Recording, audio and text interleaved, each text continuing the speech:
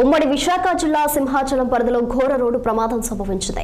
Vepagunta BRTS రహదారిలో divider ను bike ఢీకొట్టిన ఘటనలో ఒకే కుటుంబానికి చెందిన ముగ్గురు మృతి చెందారు. ఎదురుగా వస్తున్న పల్సర్ బైక్ ను తప్పించబోయి అదుపు తప్పి డివైడర్ ను ఢీకొట్టారు. ప్రమాదంలో అక్కడికక్కడే ఒకరు మృతి చెందగా ఆసుపత్రికి తరలిస్తుండగా మార్గ మధ్యంలో మరో ఇద్దరు ప్రాణాలు విడిచారు. మృతులు ఒకే కుటుంబానికి చెందిన దంపతులతో పాటు వారి కుమార్తెగా గుర్తించారు.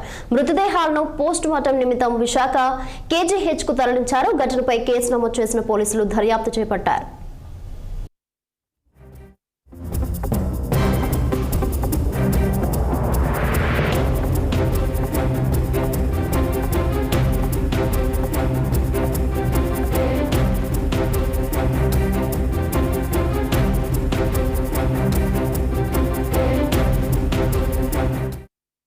ఉమ్మడి విశాఖ జిల్లా సింహాచలం పరిధిలో ఘోర రోడ్డు ప్రమాదం సంభవించింది. వేపగుంట బీఆర్టీఎస్ రహదారిలో డివైడర్ బైక్ ఢీకొట్టిన ఘటనలో ఒకే కుటుంబానికి చెందిన ముగ్గురు మృతి చెందారు. ఎదురుగా వస్తున్న పల్సర్ బైక్ ను తప్పించబోయి అదుపు తప్పి డివైడర్ ను ఢీకొట్టారు. ప్రమాదంలో అక్కడికక్కడే ఒకరు మృతి చెందగా ఆసుపత్రికి తరలిస్తుండగా మార్గ మధ్యంలో మరో ఇద్దరు ప్రాణాలు విడిచారు. మృతులు ఒకే కుటుంబానికి చెందిన దంపతులతో పాటు వారి కుమార్తెగా గుర్తించారు.